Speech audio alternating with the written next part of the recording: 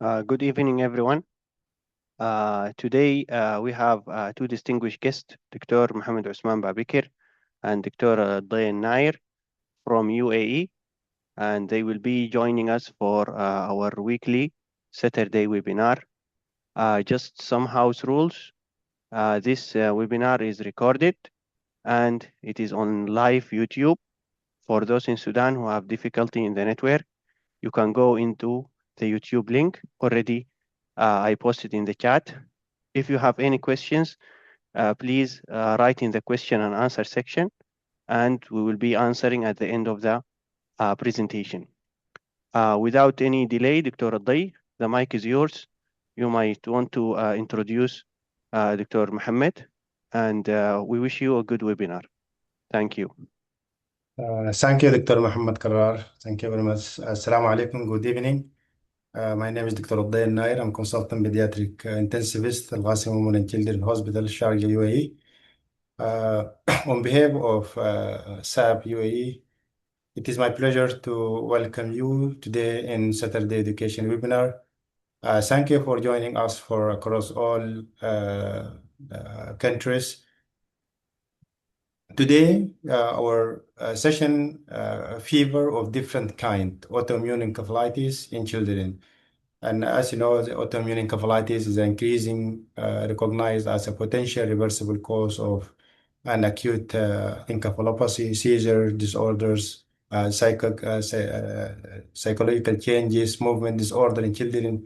Early recognition and the immunotherapy are essential for providing neurological outcome. We hope that today's session will provide a practical insight that can apply in every clinical practice. So there is, before introducing my guest speaker, let us talk about some point. Please keep your microphone muted through all the presentation and kindly submit your questions in the chat box during the lecture. And we will dedicate it the last 10 to 15 minutes for discussion and questioning. And the webinar will be recorded, as Dr. Mohamed Karar mentioned, for educational purposes.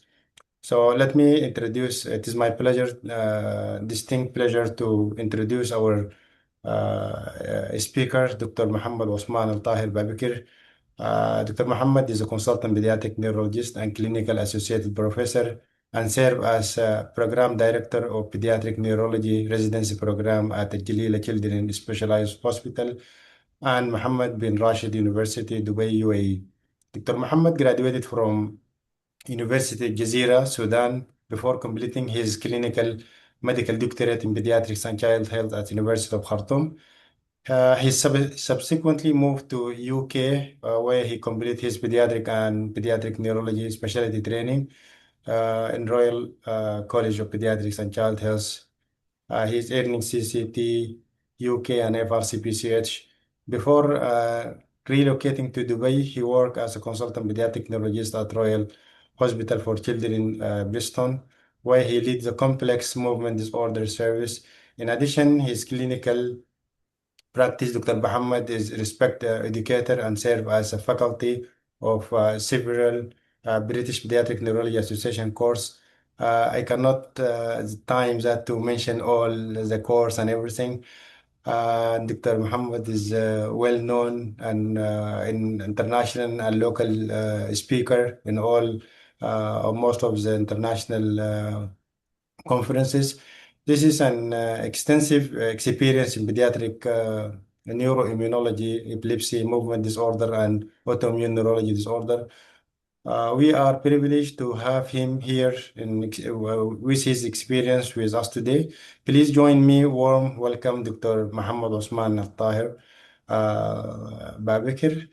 And Dr. Mohammed, the virtual is yours. The floor is yours, please. شكرا جزيلا. Thank you. السلام عليكم ورحمة الله. والله it's a real pleasure. It's a real pleasure. Thank you so much, Dr. Adai, for your very kind words and for your very kind introduction. Dr. Mohammed Zain, Dr. Taha, Dr. Nahla, everybody behind the scenes in putting this together, and it's very humbling to be here amongst fellow colleagues, friends, and and people who are, especially the ones who are working in Sudan, يعني special greeting for them for the great work that they're doing. وإن شاء الله في ميزان حسناتكم. Without further ado, as Dr. Adai mentioned, today I'm hoping to, over the next maybe 1 hour or so, or just hopefully even less than 1 hour, to talk about autoimmune encephalitis in children. I'll just give you a bit of an overview of this group of conditions and the importance of picking these cases and diagnosing them early and starting treatment as early as possible. So I need to, okay, so what I'm planning to cover in this session is to just give you, as I mentioned, just a bit of an overview and to highlight the diverse clinical presentations, the underlying autoimmune mechanisms, and the importance of timely diagnosis and intervention. And I will end my session with just very briefly discuss some of the common differential diagnoses that I think our colleagues in Sudan are probably faced with on a regular basis. So before that, let me just ask you a question just to stimulate you and maybe stimulate some discussion and maybe later on. I just want you to think about autoimmune encephalitis. And let me put this statement to you and then just see what you think. So if I'm giving you in a true or false format type of question, and I ask you, autoimmune encephalitis is commoner than viral encephalitis, what would your response be? Would you say, well, that's true? Or would you say, no, that's false? Viral encephalitis is commoner than autoimmune encephalitis? Or would you be somebody who's saying, what the heck is autoimmune encephalitis? And I wouldn't be surprised because, many, many years ago, people didn't know about autoimmune encephalitis. And it's still a condition that, especially amongst our pediatric colleagues, that might not be fully recognized.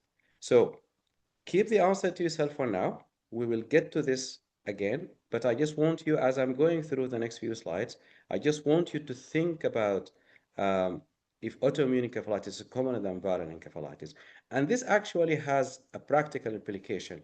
I remember during my pediatric training, whenever we are confronted with a patient and there is a suspicion of encephalitis, the very first line treatment that we give these patients back in the day, I'm sure the practice may have changed by now. We give them ceftriaxone and IV acyclovir because you just want to cover everything.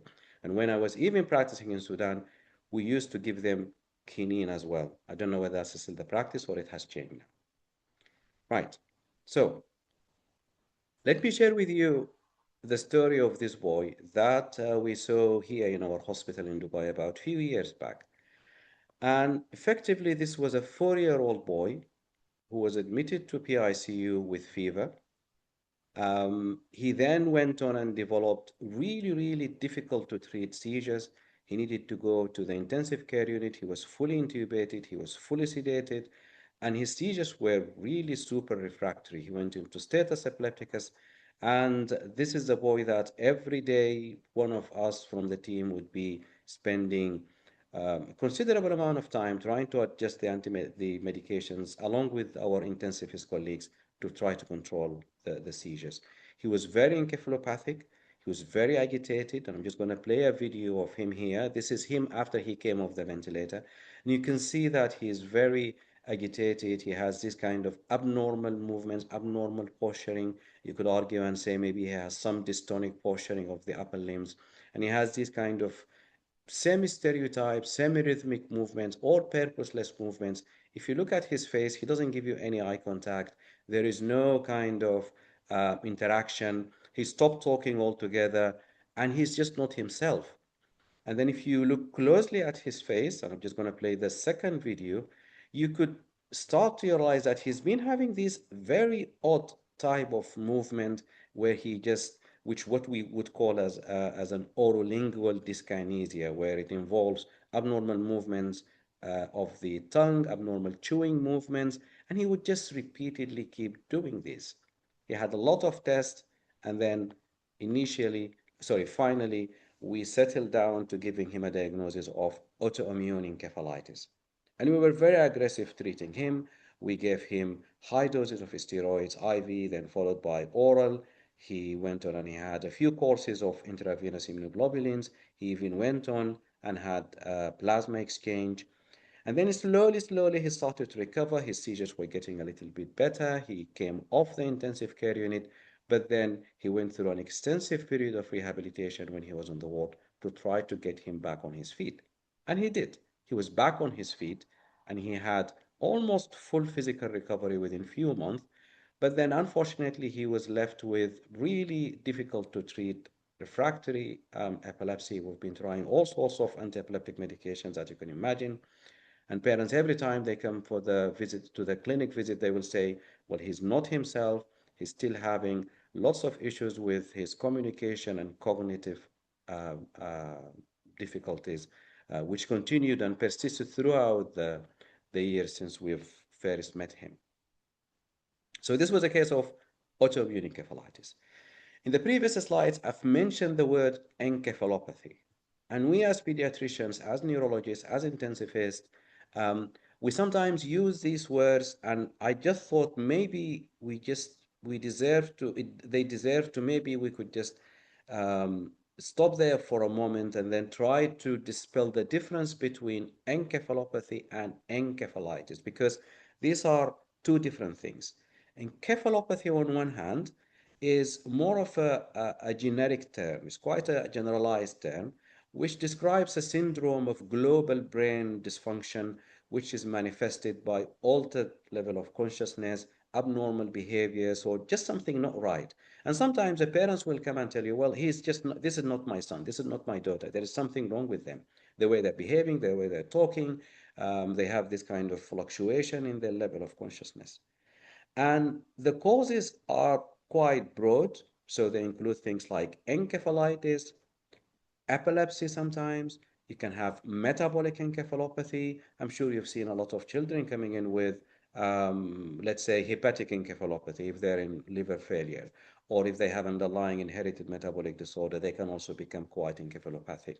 Hypoxic ischemic encephalopathy, a child who was involved in a road traffic accident or near drowning experience, and then they become very encephalopathic. So encephalopathy is just a broad term that describes an altered cerebral function of some sort, and the etiologies are quite broad.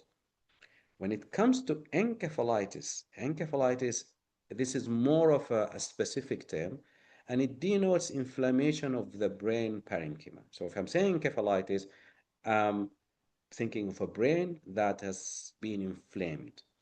And the only way to confirm this definitively is by getting a brain biopsy. But obviously, that's not something we do in every patient that we're suspecting encephalitis. Um, but then to come to that conclusion, we rely on surrogate markers in the CSF. So we do the lumbar puncture, we obtain the CSF, we look at the result of the CSF, and then we say, well, we think we're dealing with encephalitis here. And the causes of encephalitis, again, can be broadly divided into two main categories. You have your infectious encephalitis, such as herpes simplex encephalitis, cerebral malaria, etc., etc. And then you have your immune-mediated causes, which we will be talking about in the next few slides as well. So what do we test for the CSF? In the CSF, basically what we're looking at the integrity of the blood-brain barrier. If there is any breakdown of the blood-brain barrier, then you will see changes in the CSF that are suggestive of encephalitis, which is the inflammation. And for that, you need to see high white cell count. In the case of encephalitis, if it's autoimmune encephalitis, then obviously you see usually lymphocytes. If you're dealing with bacterial meningitis, which is again a reason for, or meningoencephalitis, you will see neutrophil. The protein will be high because you got seepage of the albumin and the protein through the broken blood-brain barrier into the CSF space, and you pick it up when you're doing the CSF. You can also check for oligoclonal bands, but this is a little bit of an advanced test. Obviously, you look for any signs of infection, any evidence of infection. You do bacterial, viral PCRs, you do your cultures. There is a test which is a little bit more advanced as well. It's not available everywhere, called neopterin, and that's again, it's a particle that you find where there is an inflammation within the CNS. And then you also test for specific antibodies.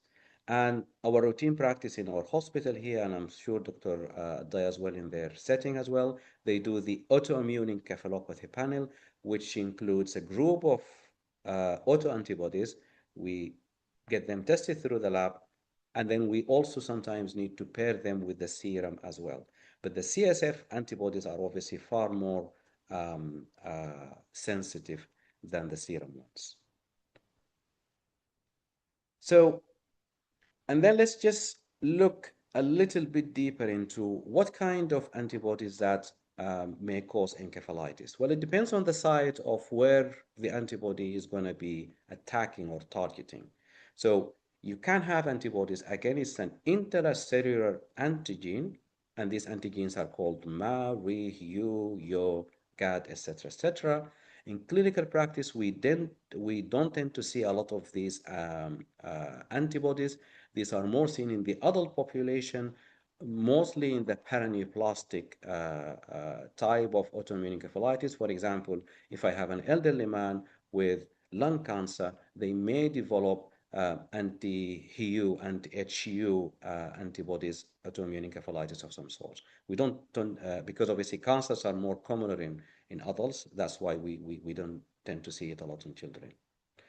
Or you can also get antibodies that are targeting extracellular antigens, like your MOG, which we'll talk about later on, or antibodies targeting the receptors in the synapses, like your NMDA, your GAPA, your AMPA, and also the MOG antibodies. We'll talk about this in a minute. And there is a long list of antibodies that can currently be commercially tested in the lab.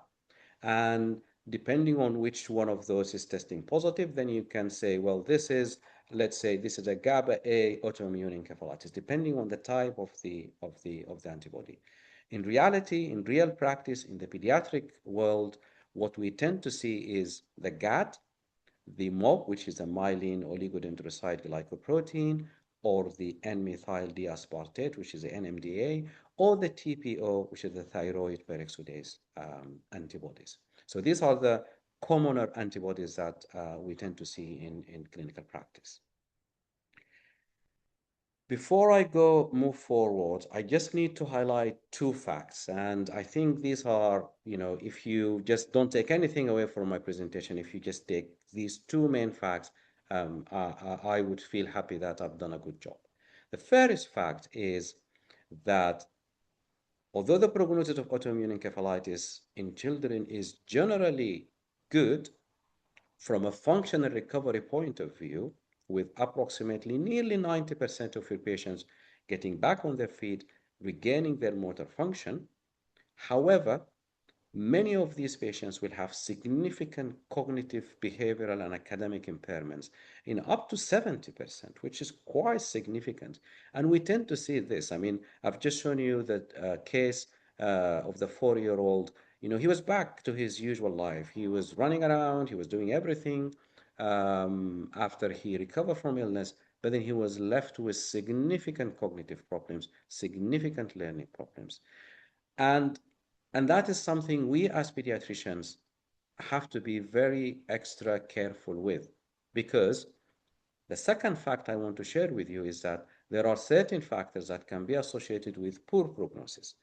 And there are things that we can't do much about, such as younger age presentation. So the younger you are, the worse your prognosis is going to be like from a cognitive perspective. Okay? If you're polysymptomatic at the time of diagnosis, then the prognosis is not good. And if you have profound encephalopathy and refractory seizures, then that will be a problem. But one of the things that I've highlighted here is that delayed treatment initiation for more than 7 days from the time of onset. And we have seen this. This is the type of cases that the moment they come to the emergency department, the moment they come to see you, you have to have a high level of index of suspicion and start your treatment as early as possible. and you only have that kind of 7-day window to think about it, to investigate, to diagnose, and to initiate the treatment. So let me share with you the story of this little girl that I looked after, and this was a couple of years back here in our hospital. So this was a 5-year-old at the time. She was previously healthy. She did have some low-grade fevers, okay? And then she went and saw a pediatrician in a health center who then prescribed her a 10-day course of augmentin. She also had erythromycin, which was later shifted to clarithromycin. Then she had IM ceftriaxone. So she had a cocktail of antibiotics because her fever was kind of coming and going, and there was no clear focus for this fever. She came to our hospital. She was admitted because of the fever. She felt dizzy, and she was kept in for observations. And the pediatricians in our hospital who looked after her said, well, okay, she looked okay. Her CRP, her procalcitonin, her inflammatory markers were all within normal, so we're not overly concerned. So they just let her go home and then with close follow-up. Unfortunately, 2 days later, she presented with significant encephalopathy, and her Glasgow Coma scale was dropping down to 6 and 8, and then she had to be intubated and ventilated and being taken to the intensive care unit straight away. And this is her during her lengthy course of stay in the intensive care unit. She again, it was very difficult for the intensivist to manage her because every time they were trying to wean her ventilator settings, she would she wasn't able to be she wasn't ready to be extubated basically, and she was almost stuck on the ventilator, and she was also having some abnormal movements, etc., etc. Obviously, we got involved, and what do neurologists recommend? They will always recommend getting a brain MRI scan amongst the other investigations. And this is her brain MRI scan, and I hope it's obvious that you can see, and I've highlighted them in yellow here. You can see that this is the T2 flare imaging, the axial cuts. You can see that there is these kind of fluffy, large white matter demyelinating lesions, T2 hyperintensities, and you can see them here, and they just spread all around, and you can see a few dots here and there. So the brain was pretty much full of these demyelinating lesions, and whenever I see a T2 hyperintensity, the first thing that comes to mind, am I dealing with inflammation? Am I dealing with demyelinating? These are the two main reasons in the pediatric practice that we come across when the radiologist calls you and says to you, well, there is T2 hyperintensity. We've also requested um, a spinal MRI scan, and I hope you should be able to see that there is this again a T2 hyperintensity, very extensive longitudinal transverse myelitis extending right from the brain stem here, from the medulla, right down to the thoracic region. This is quite extensive. And when we say longitudinal extensive transverse myelitis, we're talking about more than 3 vertebral segments. So this is obviously definitely more than that. And the interesting thing here, if you can see here, and with a bit of imagination, do you see this? So this is an axial cut of the spine, okay? And you can actually see in the gray matter here, it's highlighting, and it looks like an H letter, okay? So when you see this, you're probably dealing with specific type of autoimmune encephalitis, which I will reveal in a second. In the meantime, we went ahead. We asked our intensivist colleagues to do a lumbar puncture. They did. Her CSF was high. Her protein was again borderline, but all the viral virology cultures were negative. And we asked for a specific test to be done in the serum, and that actually came back strongly negative. And the test was, we asked specifically for anti-MOG antibody, which is your anti-myelin oligodendrocyte glycoprotein antibodies. And that was positive and was significantly high. And putting everything together, the MRI findings, the edge sign that I've shown you, the longitudinal transverse myelitis, the demyelinating lesions, the CSF high white cell count, it was all pointing towards one diagnosis, which is your myelin oligodendrocyte glycoprotein antibody associated disease, which is MOGAD. And it's obviously falling under the umbrella of autoimmune encephalitis. So we treated her, which I will discuss in a minute, but just before moving on, when you have a patient like this, I'll just give you a bit of a practical tip. Do not rely on the CT scan, because the CT scan here, the brain CT scan, is unreliable. It's not good at picking up any demyelinating or inflammatory lesions. It has very low sensitivity. It's good in the sense that it may tell you that there is no bleed, there is no calcification, there is no big mass there, um, but it doesn't show you. And in fact, this girl, when she initially presented to us, she had a CT scan in the ED, and it was reported as normal. But then when you compare it to the MRI scan, you clearly see the difference. The other thing here is when you're suspecting a demyelinating disorder, always make it a habit that do not just only request the brain, also add in the spine and look for and ask the radiologist to also include orbital cuts, because a lot of these patients will have associated optic neuritis that could be subclinical or could be clinically silent, so you wouldn't be able to tell. And even the transverse myelitis can be hard to pick up, especially in a child who's encephalopathic, who's in the intensive care unit. And I do appreciate that for our colleagues in Sudan, this can be difficult because of financial reasons, because of logistic reasons. But whenever you have the opportunity, please request it all in one go, rather than doing the brain, sending the patient back for the spine, and then so just do it all and for good. The other thing is, do not be fooled by the normality of the brain MRI scan if you happen to do the MRI scan too early in the course of the disease.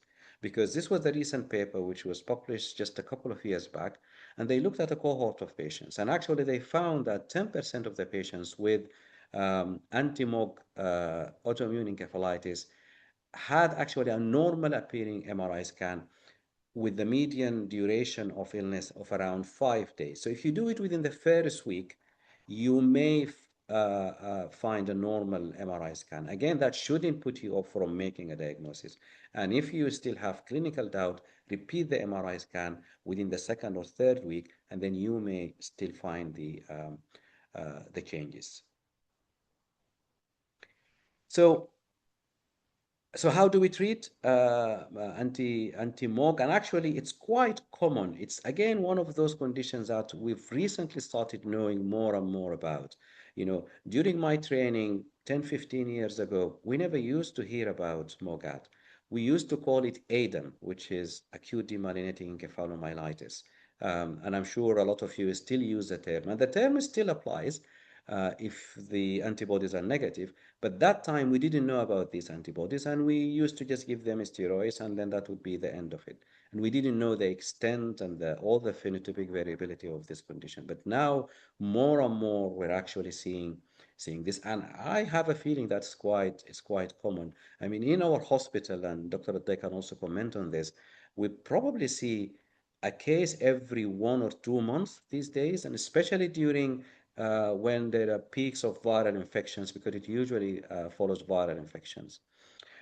So this was a nice paper which was published by the European Consortium on the Management of MOG.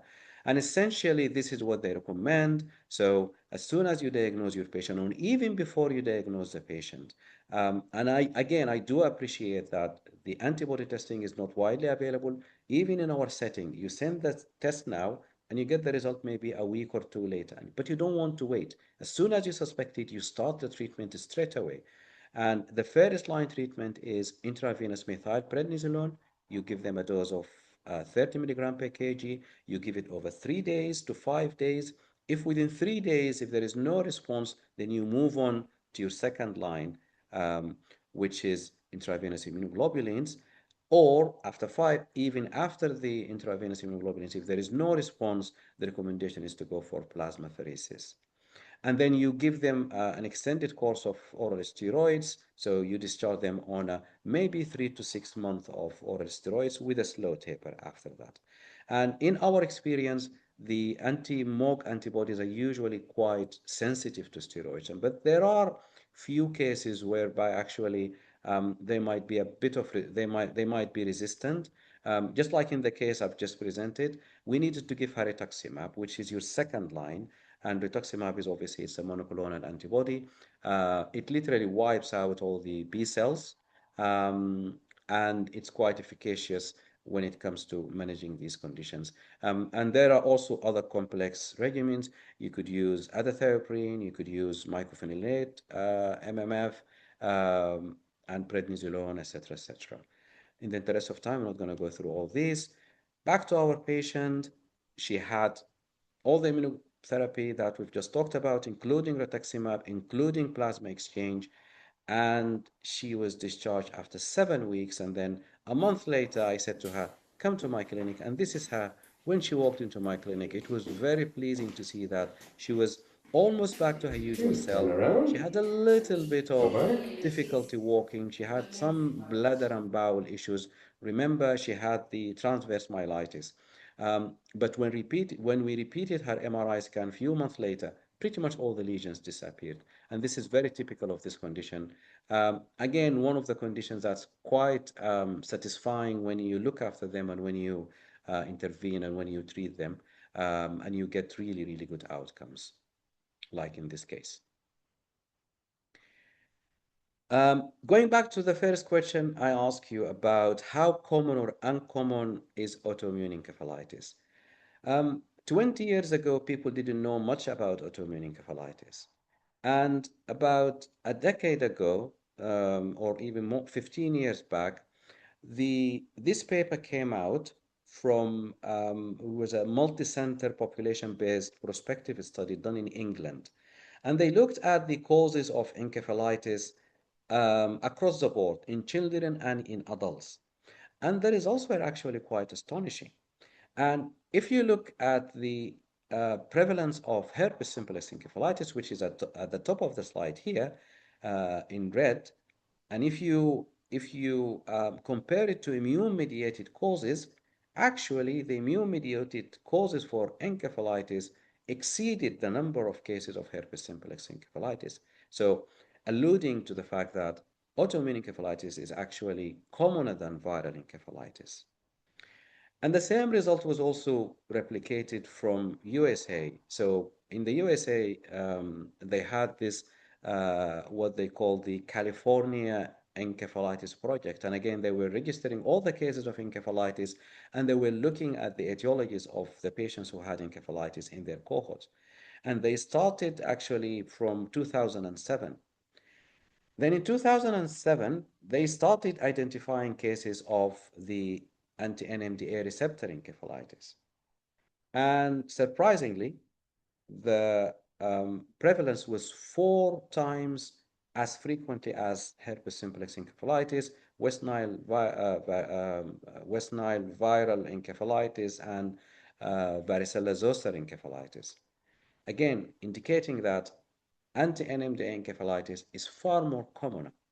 And of interest to us as pediatricians, more than 2/3 of the cases were actually reported in patients below 18 years, and especially in children and women. Now, there is an interesting history about NMDA receptor encephalitis that before 2007, people didn't know about it.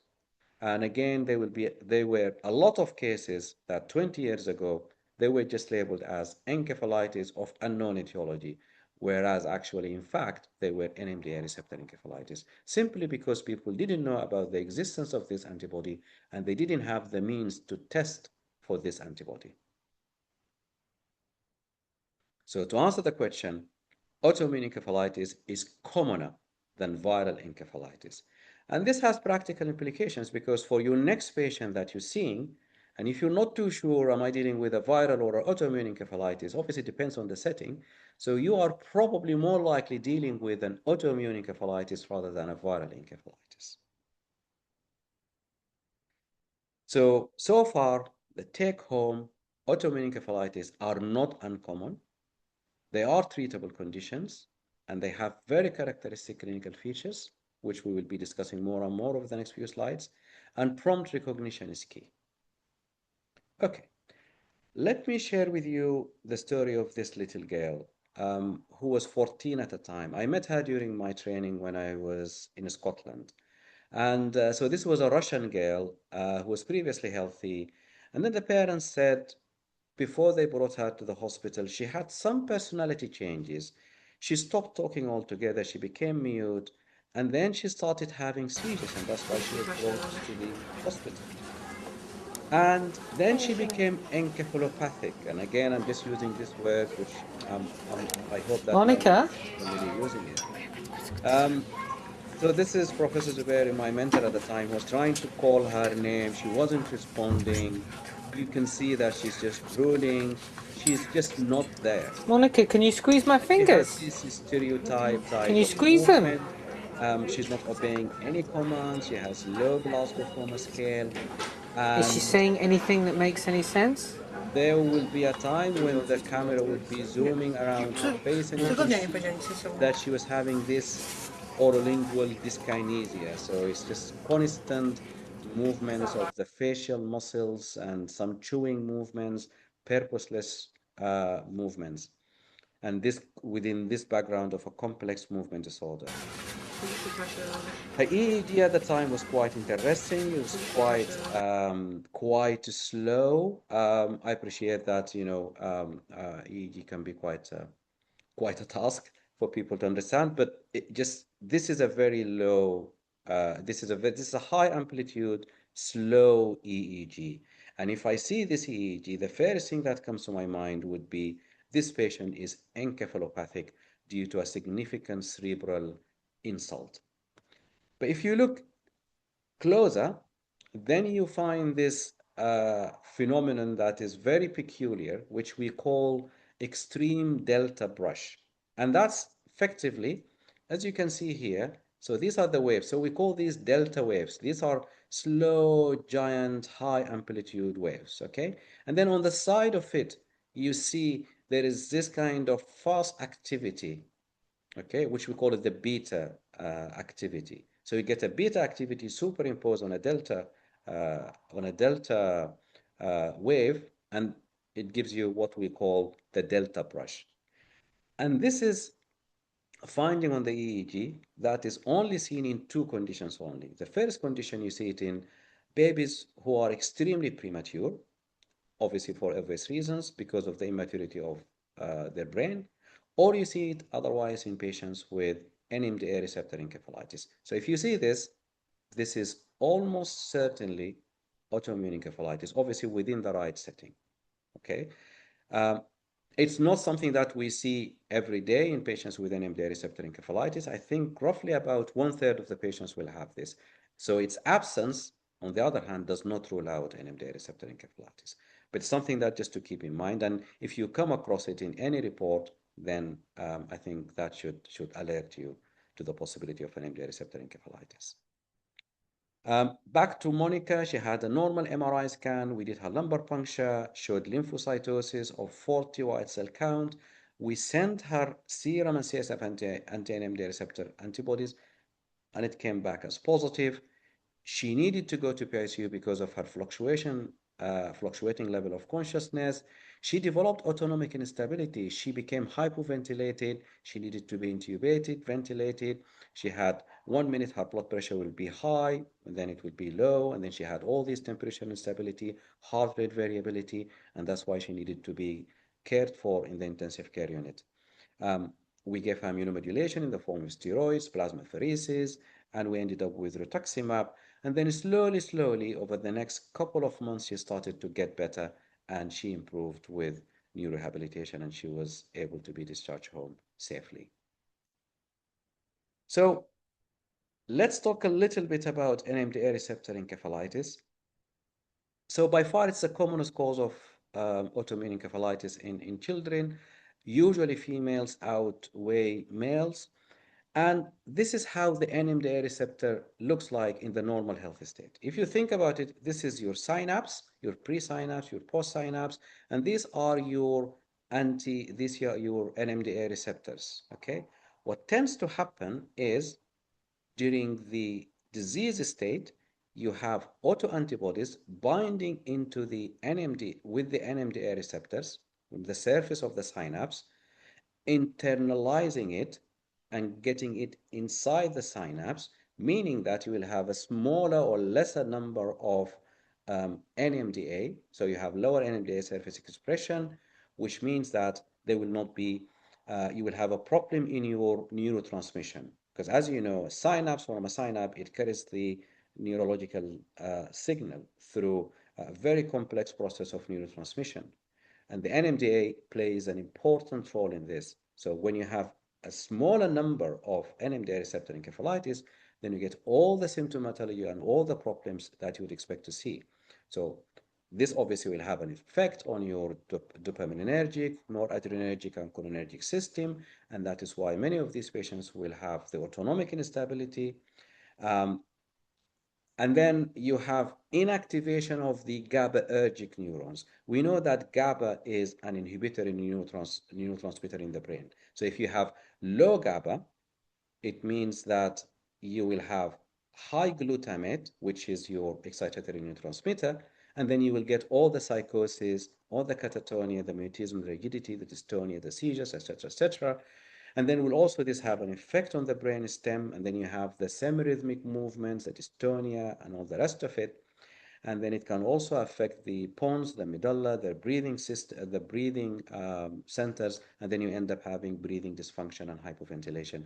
And no wonder that these patients will end up going to be under the care of Dr. Adda in the intensive care unit because they need respiratory support, amongst other supportive therapies. So this is an interesting child that came to our hospital last year. A 12-year-old, previously healthy. She had fever for about 2 weeks, and then the parents were becoming concerned that she was displaying some unusual behaviors. She would be up all night just reciting Quran, okay, and praying for no obvious reason, okay? And then she started to have some visual hallucinations. And then she would have some pressure of talk. She became, just her personality changed. She became more argumentative. Okay. She was seen in an outside hospital. She had the work done. She had bloods. She had CSF. She had brain MRI scan, which was reported to normal. Her initial EEG was said to be normal. But then later on, when we repeated the EEG a few days later, it became quite encephalopathic, quite slow, showing some delta waves. Okay, not delta brush yet, but some delta waves. Okay, so and then we were debating with the psychiatrist. This is probably could be a case of psychosis. Could it be autoimmune encephalitis? We're still waiting for the results. Here, what I'm showing you in the video is this is not a still video. She became very catatonic, this girl. She wouldn't talk, she wouldn't move anything. Okay, so she had frank catatonia, frank rigidity. You lift her hand like this, she would just sustain it like this. She wouldn't talk, she wouldn't eat, she wouldn't do anything. Obviously, she needed to be on NG feeds. So that's the time when we said, well, this is most likely to be an NMDA receptor encephalitis. She got started on steroids, she got started on immunoglobulins. And as we were doing this, we were contacted by the other hospital saying that her CSF antibodies were positive, and we said, aha, so that's we have a diagnosis now. Let's treat her. But then she wasn't responding well, despite being on adequate doses of methylprednisolone, IVIG, and all the rest of it. Okay. So as part of the workup, we did an abdominal ultrasound scan, and some of you might be surprised to know what and ask why did we go for an ultrasound scan. The radiologist said, well, there is an ovarian cyst, and mind you, she's a 12-year-old. She's entering her puberty, and this could be a normal finding in a 12-year-old. But then knowing about NMDA receptor encephalitis, we asked our surgical colleagues to have a look at this child. And after a long of back and forth, a lot of persuasion, a lot of discussions with the family, they went in and they did laparoscopy. And they could see a big ovarian cyst, as you can see here. Okay? And there was a discussion, should we remove the ovary, should we leave it, or should we try to resect the cyst and see what's inside? So they did. So they were successful in resecting the cyst, and they could see, I hope you could see here clearly, they could see a tooth. Okay? Now, when you hear this, tooth in the ovary, this is a teratoma. And histopathology came back confirming that this is a case of an ovarian teratoma presenting with NMDA receptor encephalitis. So she had the cyst completely removed. She had the teratoma completely removed. Our oncology colleague said nothing is needed from their side apart from just complete removal of the cyst. And this is the same exact girl after just few days after she had her surgery, continued on treatment. She was completely back to her usual self. She was eating by herself. She was drinking. She's a completely different girl. So thankfully, we were able to diagnose NMDA receptor encephalitis, which was caused by the ovarian teratoma. And the lesson here is, whenever you make a diagnosis of NMDA receptor encephalitis, especially in female patients, look for ovarian teratomas. अच्छा लग रहा है Because yummy है no matter what you do, you're अब not इसको gonna अंदर करो इसको और हाँ you're ताकि not भाई आपस gonna पे treat the you're not gonna help with the management of the encephalitis itself. So just to wrap up, we talked about the clinical course of autoimmune encephalitis, especially NMDA receptor encephalitis. I'm not going to spend too much time here. What tends to happen is you start with a viral prodrome, then that triggers some psychiatric manifestations. And then as the weeks go by, you start to develop the movement disorder in the form of orofacial dyskinesia, the choreoathetosis, the dystonia, and then you can also start having the seizures. And then you start having disorders of consciousness. And at that time, you would hope that somebody will diagnose you right and they will start treatment, and then you slowly start getting better. Just a word of caution that this doesn't always apply in children, because in children less than 12 years, they're more likely to present with seizures and movement disorders as opposed to the adults who would usually present with the psychiatric manifestations in the form of anxiety, paranoia, delusions, and pressure of talks, etc., etc. And central hypoventilation in children is only seen in about a quarter of patients, again, overrepresented in the adult population with this condition. And this is again another case that I picked up from YouTube. It's a child from India who had NMDA receptor encephalitis. You can see how obtunded this child is. She is very encephalopathic. She is not responding. If you look at her mouth, again, you can see the orolingual dyskinesia, within the setting of a child who had a viral prodrome. I think if you see this is NMDA receptor encephalitis, still proven otherwise. Don't even wait for the antibodies. Even if you can't do the antibodies, start your immunotherapy. Of course, after you've excluded all the infectious causes. There is a long list and a huge variation in the phenomenology of the movement disorders that these patients may have. Again, this is a historic patient that we used to look after. A few years back, he was ventilated, he was intubated, and you can see that the chorea, the athetosis, all the encephalopathy that these patients will have.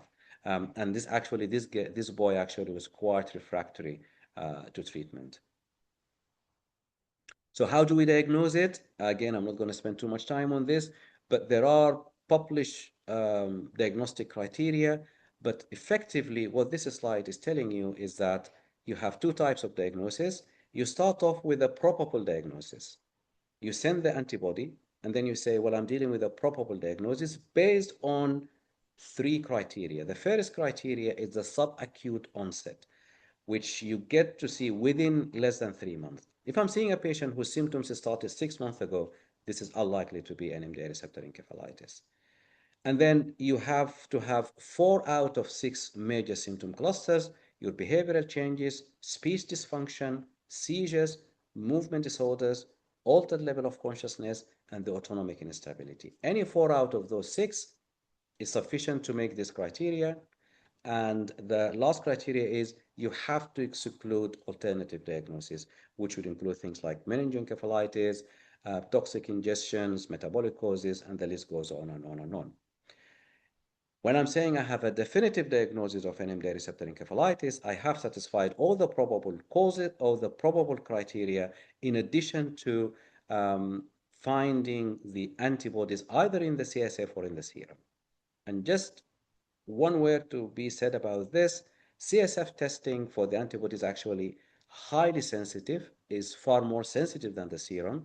Be careful about the serum because sometimes you may have false negative and that doesn't rule it out. So you, again, if you have the facility, if you have the logistics, you better go for the antibodies in the CSF.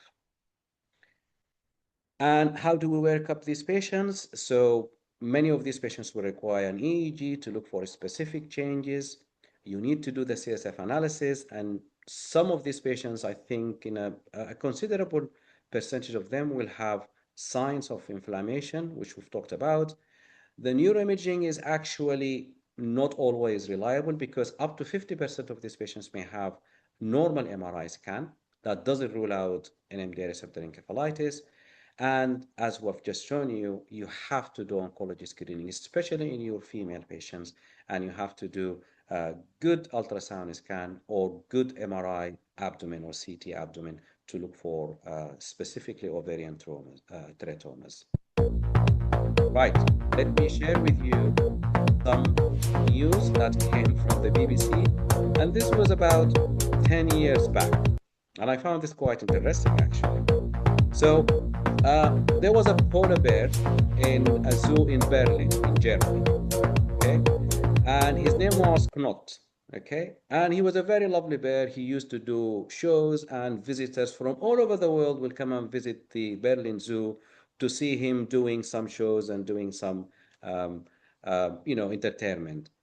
One day, he was by the lake, he was doing a show, and then he had a seizure, and then he fell, and he drowned, unfortunately, and he died.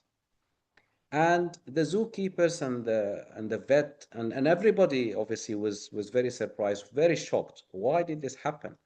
So in the autopsy, they actually found that he had NMDA receptor encephalitis, meaning that it's a condition that does not only affect humans, but it can also affect animals, including polar bears. But I just thought that's a fun fact that I just wanted to share with you. Right, so far, the take-home anti-NMDA encephalitis is the commonest type of autoimmune encephalitis that we see in children, and symptoms may include behavioral changes, psychiatric symptoms, seizures, movement disorders, orolingual dyskinesia, and catatonia, as we've seen in the cases that we've discussed, and paraneoplastic ovarian teratomas need to be checked and ruled out. This is another case that is currently under my care. She was an 8-month-old. She presented with high fevers and seizures. She was lethargic. She came under the general pediatricians. Rightly so, they did a lumbar puncture. It was testing positive for herpes simplex. So this is a case of straight away herpes simplex encephalitis. She received acyclovir for 3 weeks. She had a good response, okay? Good response to it, and she did well. And she was discharged home. But then 2 days later, she represented with seizure, agitation, and she was very encephalopathic. And we were called in neurology, can you please come and give us a consult on this girl? Is it a relapse of our herpes simplex encephalitis? Is it something else that we're missing? So we went and saw her, and this was her when we saw her on the ward. You can see again the hyperkinetic movements, the semi-rhythmic movements, the agitation, And if you look at her mouth, you could see the orolingual dyskinesia. The moment we saw this, we said, this is NMDA receptor encephalitis complicating a course of herpes simplex encephalitis. And we said straight away, you need to get a brain MRI scan on this child, you need to repeat the lumbar puncture, and you need to do a CSF NMDA receptor encephalitis, and you need to start her on steroids straight away, which was a difficult discussion because they said, well, she has an infection. How can you give her IV methylprednisolone? Our MRI scan, unfortunately, was showing widespread lytic lesions. You can see here, specifically for herpes simplex encephalitis, as you all know, temporal lobes at the peripheral side, but she also had some occipital discharge, some occipital diffusion restriction. And unfortunately, this is her current MRI scan. Pretty much her brain is being eaten up by the infection, which on top of it, she had the NMDA receptor encephalitis. And yes, her anti-NMDA receptor encephalitis came back strongly positive on the CSF. And we had to give her rituximab. Unfortunately, she's now still very delayed, still having lots of seizures. We're still struggling to control her seizures, and she's not doing great. So the take home from this case is that there is an association between herpes simplex encephalitis and NMDA receptor encephalitis. So any patient who had a diagnosis of herpes simplex encephalitis, and if they come back with a relapse, before you think this could be due to the herpes simplex encephalitis, you also need to consider NMDA receptor encephalitis, and you need to treat aggressively as well. And this has actually been reported in the literature in up to 30% of cases, complicating the course of herpes simplex encephalitis. I'm just going to finish, and I'm conscious of the time, just by, especially for our colleagues practicing in Sudan, it's not something that we see here in UAE or outside sub-Saharan region, but it's something I think might present a bit of a clinical dilemma for the cohort of patients that you see if you're practicing in Sudan, which is two main differential diagnoses I thought of, which are cerebral malaria and tuberculous meningitis, that may have some features that overlap between autoimmune encephalitis and these two conditions. And let's start talking about cerebral malaria. So that, as you know better than me, it is defined as an otherwise unexplained coma in a child with Plasmodium falciparum parasitemia. Okay, so this seems to be the kind of the widely agreed upon definition. And the key clinical characteristics of cerebral malaria is that all of these patients will have impaired consciousness with low Glasgow Coma Scale. Many of them will have frequent and prolonged seizures. Of course, because it's a febrile illness, they can have fever. However, absence of fever can be a feature at the time of presentation. And then they will have this distinct feature, which is called malarial retinopathy, which we'll be talking about in the next slide. They can also have some other associated features like respiratory distress, high lactate, high lactate, hypoglycemia. They can have acidotic breathing. It's a serious condition. I'm sure you know better than me. With really, really poor outcomes. Up to a quarter of these patients may die, even with adequate treatment. Neurologic deficits is quite also significant in these patients at the time of discharge. Up to 1/3 of these patients will have some sort of a neurological deficit. And half of these patients may have long-term neurodevelopmental sequelae, and epilepsy is also one of the sequelae of this condition. I've talked about, so malaria retinopathy, and actually this is an interesting entity because it's seen in about 2/3 of African children with cerebral malaria. And when it's present, it can actually help you distinguish. I remember my days when I was practicing in Sudan. Every BF that we used to order was coming back positive. And then you don't know what to make of this. So in the group of patients who present to you with a coma, and if they have a positive parasitemia and you're not really sure whether this is cerebral malaria or something else, ask your friendly ophthalmologist, or if you have the good training, you can look at the eyes and pick up malaria retinopathy, because if you see it, then that's your diagnosis. And the features are, there are four main features. I've listed them here. You see the whitening of the retina. You can see these white dots here. The vessel itself, it changes its color. It usually becomes either orange or white. These patients will have retinal hemorrhages, and at the center of the hemorrhage, you see these white spots here. Okay, it's actually a beautiful picture. And the fourth feature is papilledema, but this is quite late. Its absence actually doesn't rule out cerebral malaria. And if it's only present, if there is only papilledema and there are no other signs that we've just talked about, then I think you should think about something else apart from other than cerebral malaria. So it's a bedside test. It can help you immensely in deciding whether I'm dealing with cerebral malaria or something else. But within the context of autoimmune encephalitis, because again, the treatment obviously for both conditions is different, and you don't want to be missing either. Okay. I've listed some of the clinical differentiating features here. I'm not going to go through them, but the things that can help you is the onset of cerebral malaria is usually very acute, usually within hours or days, whereas in autoimmune encephalitis, it's usually subacute. Obviously, there is no parasitemia in autoimmune encephalitis. Malaria retinopathy is absent in autoimmune encephalitis. It's present in about 2/3 of your patients with cerebral malaria. Seizures are common in both conditions, and the movement disorder tends to be absent in cerebral malaria. You tend to see the abnormal posturing, the decorticate, the decerebrate rigidity, and that is because a lot of these patients will have increased intracranial pressure, because when you do their brain MRI scan, the patients with cerebral malaria, you see increased cerebral volume, and that's the reason why they have the abnormal posturing. Whereas in the autoimmune encephalitis, you see the dyskinesia, you see the orolingual dyskinesia, etc., etc. CSF is usually normal, in cerebral malaria, whereas you may see pleocytosis in autoimmune encephalitis.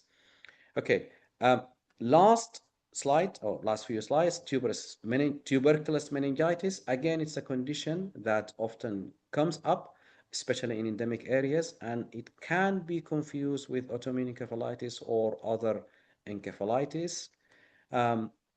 Usually the onset is subacute to chronic in TB meningitis, where it's actually a little bit faster in autoimmune encephalitis. And one of the main differentiating features is that patients with TB meningitis, they tend to have more neurological deficits. They may have cranial nerve abnormalities.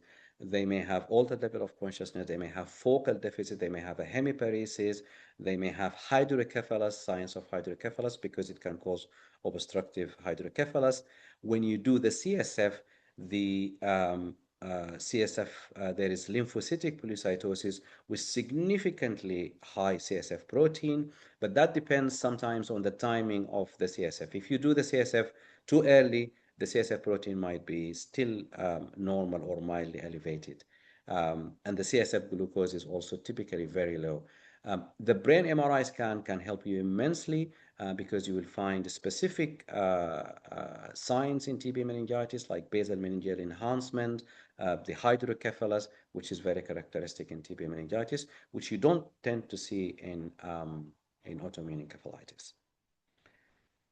So this is my last slide, and to conclude, just 2 points: that early and timely recognition and treatment of autoimmune encephalitis is crucial, as I've mentioned to you, and autoimmune encephalitis, I think, should be considered in the differential diagnosis of other mimics such as cerebral malaria, autoimmune encephalitis, herpes simplex encephalitis. And with that, I finish, and thank you very much for listening, and thank you for joining, and I'm happy to take any questions or if there are any comments. Thank you, Dr. Mohamed, for this is a very excellent presentation and for sharing your valuable knowledge and experience. We are awaiting the questions in the chat box. Please put your questions. Dr. Today you this webinar, have a question and answer section. There is 4 questions there. You can start from there.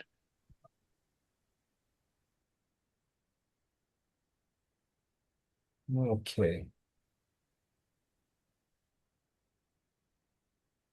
Okay, the first question, is there a single validated classification system unifying infectious encephalitis, infection triggered encephalopathy, autoimmune encephalitis, and demyelinating disorder? And where do mock NMOSD formally cite under autoimmune encephalitis or as a distinct demyelinating category? What is your thought on the autoimmune encephalitis panel being overdue uh, these days due to the availability bias, Dr. Akbar? Yeah, thank you. That's an excellent question, but that's like too many questions in one question. So Yes. let me try to. Okay, I'll do my best. So um, I think if you think about, so we have encephalitis, and I think I just try to simplify things. So you have encephalitis, and then you have autoimmune encephalitis and infectious encephalitis. Now, infectious encephalitis, obviously, under this category, you have all your herpes simplex encephalitis, your Japanese encephalitis, your mycoplasma encephalitis, all of these things, obviously, in addition to your cerebral malaria, tuberculosis meningitis, your bacterial meningitis, whatever you name it, you call it, um, because they can also cause inflammation of the parenchyma of the brain. Okay, and for that, obviously, you need to have the specific gene antigen testing for the specific pathogen in question. Okay, um, but I think nowadays we're actually seeing more and more of the autoimmune encephalitis or the neuroinflammatory conditions. And with that, then you have your autoimmune encephalitis, strictly speaking, your NMDA receptor encephalitis, your VGKC, your TPO, your GABA A1, GABA B, all those list of autoimmune encephalitis, and your MOGAD, your anti-MOG as well. Okay. Um, but then within the same condition, there is a variability or there is phenotypic variability in the presentation. If we take MOGAT, for example, the anti-MOG, these patients, we have seen patients who are actually presenting with only optic neuritis and nothing else, only optic neuritis, okay, and no signs of, uh, strictly speaking, encephalitis per se, okay. Or we have seen patients who are only presenting with longitudinal extensive transverse myelitis, okay, or patients presenting ADAM-like presentation, which is acute demyelinating encephalomyelitis. I mean, as I told you, I mean, during my training 10, 20 years ago, people were saying we were just labeling it as ADAM. We didn't know about MOGAD. And I'm sure amongst the, tens of patients that we saw, a lot of them actually were tested positive for MOGAD. But the treatment was essentially the same. We all gave them steroids and many of them got better. So now I think our understanding is getting better and better. You mentioned the NMO, which is the neuromyelitis optica. Again, that's pretty rare in children, and it does not cause autoimmune encephalitis in the true sense of autoimmune encephalitis. It tends to present with optic neuritis and transverse myelitis predominantly. They can have some brain lesions here and there, but it's a pretty rare condition in pediatrics. I think I've only seen one or two cases so far. MOGAD tends to be higher on the list. Um, but again, it's worth testing for because it's usually an aggressive disorder. Our adult colleagues tend to see more and more of it, and it can be quite refractory to treatment as well. And the prognosis is not as good. And to complicate matters even further, now we're seeing more and more cases of multiple sclerosis. Obviously, that is not part of your autoimmune encephalitis, but it can also have some mimicry to conditions like MOGAD. Okay, and especially in your 12, 15, 16-year olds who are coming with vague symptoms, you do the MRI scan and then you find the white matter lesions. Of course, yeah, there are diagnostic criteria here and there, but there is a bit of an overlap, and sometimes it can cause a bit of diagnostic confusion. So it's an evolving field, And I think every day there are new guidelines being published on the diagnosis, on the management, and the diagnostic criteria, and how to differentiate between all these things. And with regards to your questions about the autoimmune encephalopathy panel, it's a bit of a pain because you have to wait 2, 3 weeks sometimes, in the best of centers, because it's a send away test. I mean, in our center, for example, it's a send away test. They send it somewhere outside, and then we have to wait for it to come back, and it takes a while. But the take home message here is do not wait for the antibodies to come back. Start your treatment straight away. If there is any suspicion, as long as your patient is cleared from infection or they are covered with infection, because the typical practice would be a child comes in with seizures, low level of consciousness, fever, you suspecting encephalitis, meningoencephalitis, you do your lumbar puncture straight away. Within a day or two, you get your culture results back, you get your PCR. If it's all clear, straight away, start your IV methylprednisolone, even your IVIG, until you get the result of because you don't want to wait. And as we've shown, as I've shown, the longer you wait for the results to come back, in fear of giving immunotherapy, then this may have a negative impact on the prognosis of the child. And I hope that answers some of your questions. And forgive me because it's a Thank very you, Dr. loaded question. Mohammed. This is very comprehensive things and multiple questions. We have many questions, I think. If you can, we try to cover most of them. Yes, Dr. Here Adai, we, we have a contribution from Sudan. Just not to interfere. We have Dr. Yasser Jabra. He is an intensivist. He's working in Port Sudan currently. He is supervising the BICU and managing patients there. Dr. Yasser, you can open your mic. السلام عليكم. السلام. تفضل دكتور ياسر، كيف أخبارك؟ Salam. السلام عليكم. Can you hear me? Yes, you can Yes, hear we you. can. السلام عليكم محمد عثمان. Nice to hear from you as usual. Very nice presentation and comprehensive information. Yeah. So we'll after this very nice comprehensive lecture, we'll take you back to Sudan here, where resources are limited and we have very limited investigations. So we receive, and I think this is happening all over the country. We get these patients who come usually with convulsions and reduced level of consciousness. Some of them, they have high-grade fever. Some of them, they have low-grade fever. And we have to intubate them. So this is in our place. Some places also they intubate them, but the rest of the country, there is no availability of intubation. So we intubate them and we're stuck. There is no way to do any imaging. And even if you manage to do imaging, it is only CT, which is unreliable, not informative. And we're stuck. What are we treating? Is it meningoencephalitis? Is it viral encephalitis? And there is no herpes testing here. Or is it autoimmune encephalitis? And some of these patients, they don't even give us time. They come comatose with convulsion. We do all neuroprotective measures in the ICU. Day 2, they develop DI. The end of day 2, day 3, they lose their brainstem reflexes and will be brain dead with fulminant cerebral edema. So how can we deal with such patients? And there are many of these. It is all across the country. Very hard. They don't give you this very insidious, like very progressive encephalopathy. No, they don't give you time. So this is very rapid progressive illness. And I saw so many of these patients and I heard about them around the country.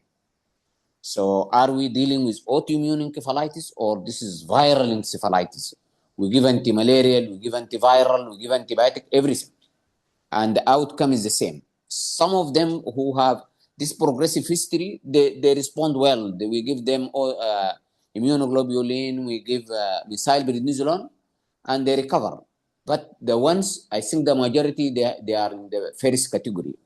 Convulsions, low GCS, very progressive course with loss of brainstem reflexes and cerebral edema and brain death, and they don't give you chance even to do imaging, which is very difficult.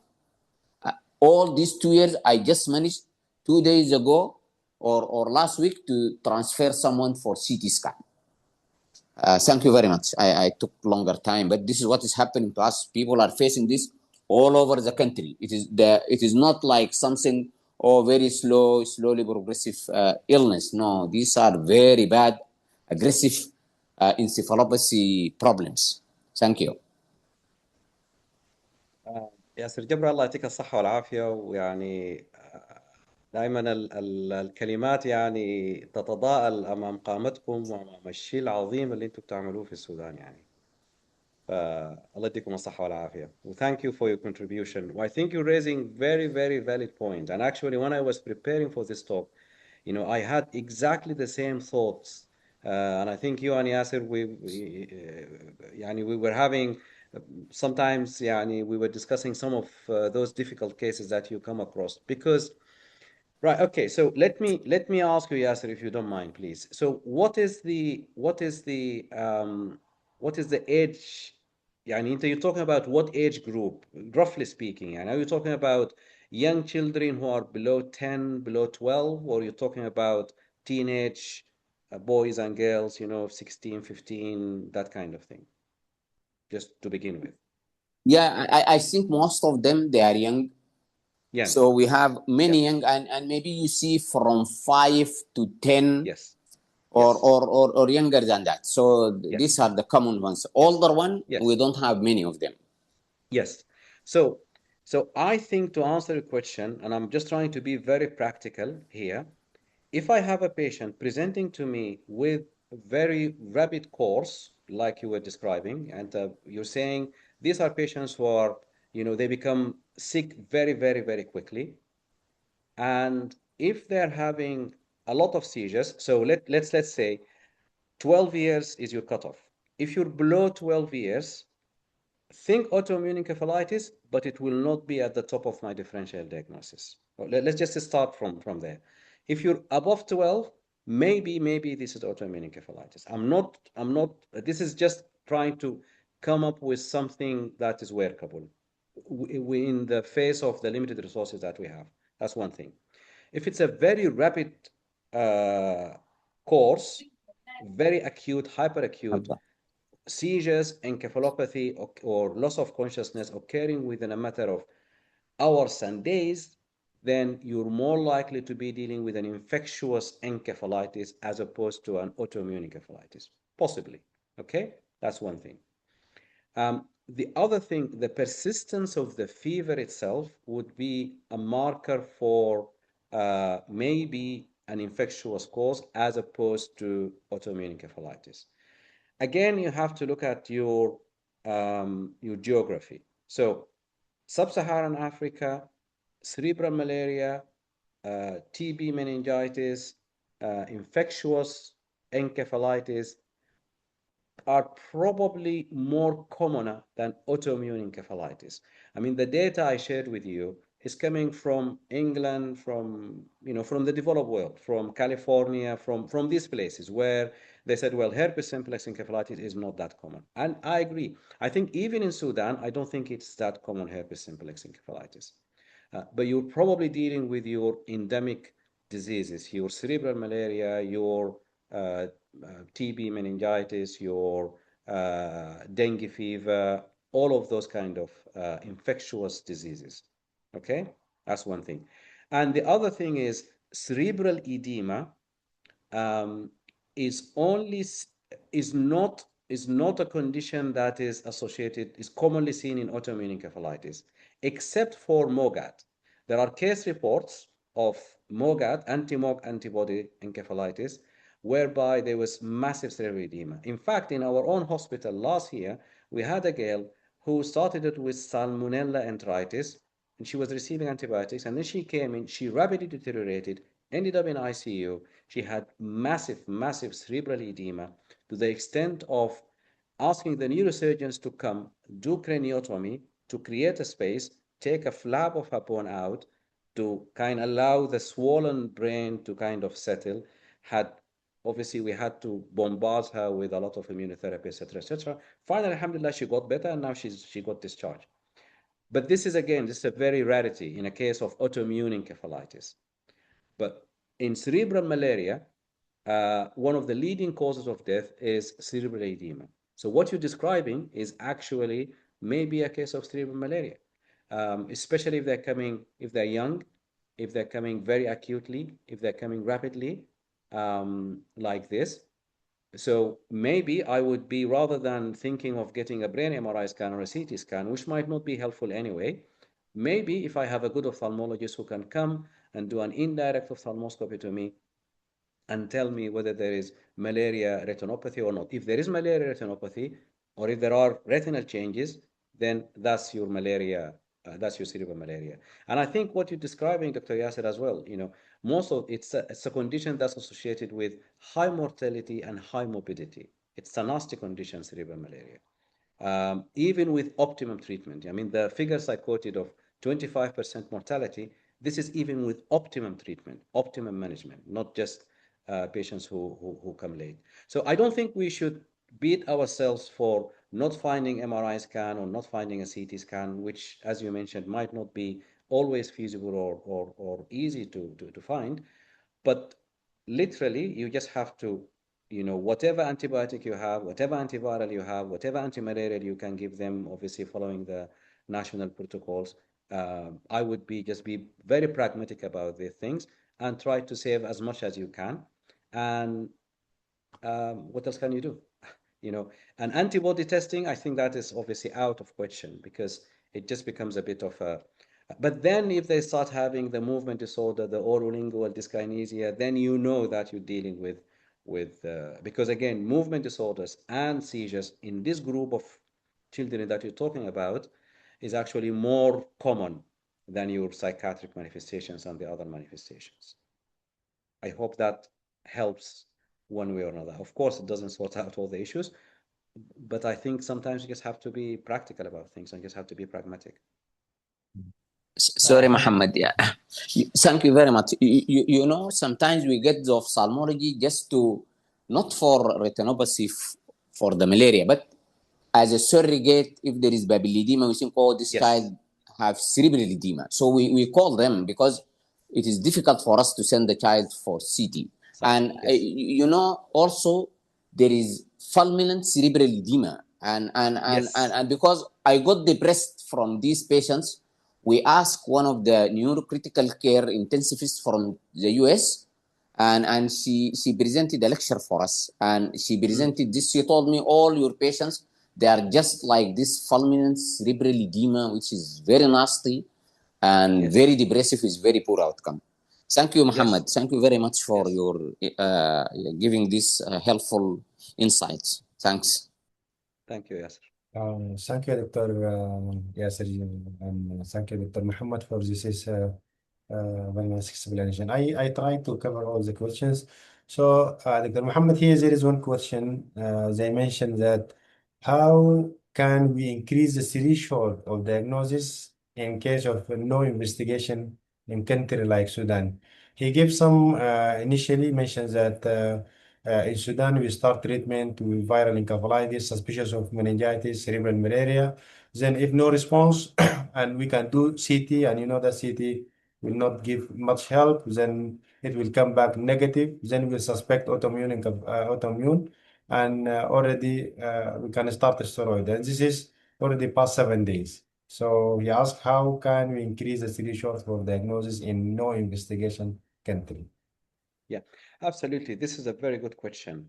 And look, I think having no investigations, I think we still go back to the basics of your clinical acumen and your clinical suspicion, your clinical assessment of the patient. CT scan is not going to help you unless there is a big brain tumor sitting there, or at least there is a bleed, or that. This is the only uses of CT scans. So even if you can't have access, if you don't have access to the CT scan, I wouldn't really beat myself that, oh, I can't do a CT scan, then I'm not doing a good job. No, I don't think that's an issue. Even if you have access to good brain MRI scan, We've shown that in the case series of autoimmune encephalitis, 50% of these patients will have a completely normal MRI scan. So it doesn't actually help you that much in making a diagnosis. So then you go back to your clinical assessment. And I think you're doing a great job here. Yes, I think lumbar puncture can be quite helpful.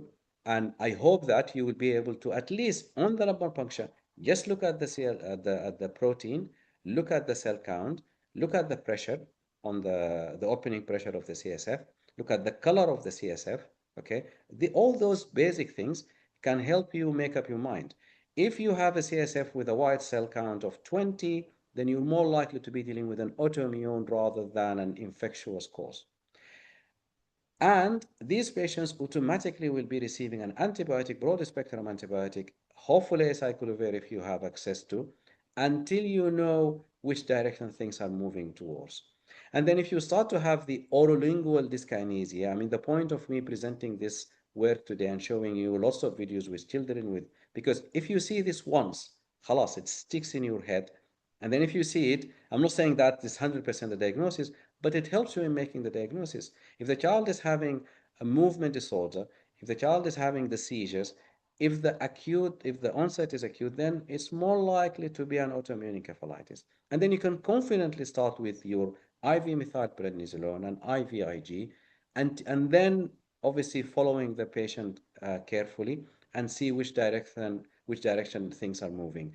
Again, it depends on the season of the year. Is it the malaria season? Is it the dengue fever season? Is there any sick contacts, TB in the family, etc., etc.? All of these things. So I think, yes, we work in very resource limited settings, but I think a lot can be done. And with autoimmune encephalitis, again, it's you know, um, in our setting, it's a diagnosis of exclusion, and I can't see any problem in you giving a trial of IV methylprednisolone after you're confident that you're not dealing with anything else. Do your ophthalmology assessment. Do your this. These are all clinical things. You don't need an investigation. You need to work in a well-resourced center to do all these things. And again, I'm saying this because uh, I'm not the one who's facing these patients on a daily basis, but I think sometimes a little bit of clinical reasoning can help you, and it can help you decide which management should be optimal for your patients. Dr. Muhammad, there is two questions. I can mix them together so you can give the answer. What How can we treat malaria retinopathy? I have two cases before. The diagnosis by exclusion because one of them has encephalopathy ended by death. The second respond to steroid with quinine. Yeah. Other question that what are the duration of what about the retinopathy and tuberculosis meningitis? Yes, retinopathy in tuberculosis, yes, but this is usually seen within the context of miliary tuberculosis, if I remember correctly. But I don't think it helps you that much. Examining the eyes in a patient with suspected tuberculosis meningitis can be helpful from the point of ruling out papilledema, because remember, these patients may have hydrocephalus. And if they have papilledema, and if you manage to get a CT scan and if you see dilated ventricles, this is a patient that you definitely need to be talking to your neurosurgical colleague. With regards to retinopathy or malaria retinopathy, in itself, I don't think there is any specific treatment from the readings that I've done. But I think, like you rightly mentioned, it's usually, if you see it, especially if it's advanced, it's usually a bad sign. It usually carries poor prognosis. It means that your patient is actually more likely to die, basically. And I think you had the experience already. Um, so it's a symptom rather than a problem. It's a symptom of a serious underlying issue, but it helps you in terms of knowing, am I dealing with cerebral malaria or just something else? But I don't think from my reading, I haven't come across any specific treatment for it. Um, uh, yeah. And I have to say, I'm not somebody who sees cerebral malaria. The last time I saw a case of cerebral malaria was probably 20 years back when I was in Sudan. This is probably same like you, Dr. Day. It's a condition that we have very little experience of currently at the moment. There is another question. Can you use steroid in herpes encephalitis to decrease the risk of anti-NMDA NMDA from the start? Yeah. That's a very excellent question, and I remember having very conversation with one of the neuroimmunology PhD students when she was in Oxford, and she came and gave us a talk about herpes, about NMDA receptor encephalitis, and we had a similar case at the time. So I also had the same exact question, and at the time, she said there was an ongoing research study. They were recruiting patients, mainly from the adults who had herpes simplex encephalitis, and they were randomizing them to give them steroids with the same exact hypothesis that if you give them steroids, will that reduce the risk um, of having NMDA receptor encephalitis? Unfortunately, I don't think the study went ahead, so I don't think they were able to recruit enough number of patients. So this question still remains there. But I remember from my discussion with her, she was saying, well, actually, as long as you're covering them with acyclovir, they shouldn't be a problem giving them steroids. In fact, it may also help. And even if you think about it, even with bacterial meningitis, um, in some of the guidelines, the moment you suspect it, you start antibiotic and you give them a dose of dexamethasone as well, because many of these patients will have some meningeal swelling. They will have obviously the cerebral edema. So there is some evidence to say that this may improve their outcome. So I personally don't feel overly worried or anxious about giving steroids to my patients with meningitis or encephalitis, as long as you're covering them with antibiotics and with good doses of acyclovir. The trick with acyclovir, though, just to remind everybody that you need to be using an encephalitis dose, not your usual 10 milligram per kg, because that's a small dose, and you need to adequately hydrate them whilst they're taking IV acyclovir. I have seen cases who had acyclovir ended up in renal failure because of the acyclovir that they were having, and they were not adequately hydrated. So just something, just from a practical point of view to be aware of. One of the hypotheses is that because the herpes simplex encephalitis, it's a very damaging condition. We've seen in the MRI scan of that girl. So it exposes the synapses, and it makes the NMDA receptors will be exposed to the surface, and then there will be an easy target for the immune system, and that is why they get reactivation, or you get the synthesis of the antibodies. And that's why this is a hypothesis why there is the association between the herpes and the NMDA receptor encephalitis in about that. And I think there is a question in the chat, just Dr. Adai, if you would allow me, asking Yes, about the please. teratoma and the association with NMDA. Yes, I think maybe the pathophysiology is the same. The teratoma itself will start um, being attacked by the immune system, and then maybe of molecular mimicry, then the antibodies directed against the teratoma will go and also attack the NMDA receptors. We don't know, but we know the association. And the older the female with NMDA receptor encephalitis, the higher chance that she might have an ovarian teratoma. And it's something that we should always think about. I remember I came across a child who actually, I think she was 13 or 14, had NMDA receptor encephalitis. She was successfully treated, went home, and then came a year later with a relapse of her NMDA. At the first time, her abdominal screening was negative, and it wasn't until the second time when she came with the relapse, when she was screened, she was found to have an ovarian teratoma. So it was probably a slowly growing tumor, and then over the course of the year, it started, producing the antibodies, and then she had the relapse of the NMDA. So again, just something to always keep in mind in these patients, especially the ones who relapse and who come back again. And the rest of the question is that is there is any known risk factor for NMDA encephalitis and genetic or environmental? Not that I'm aware of, but I'm sure there might be a lot of work on this.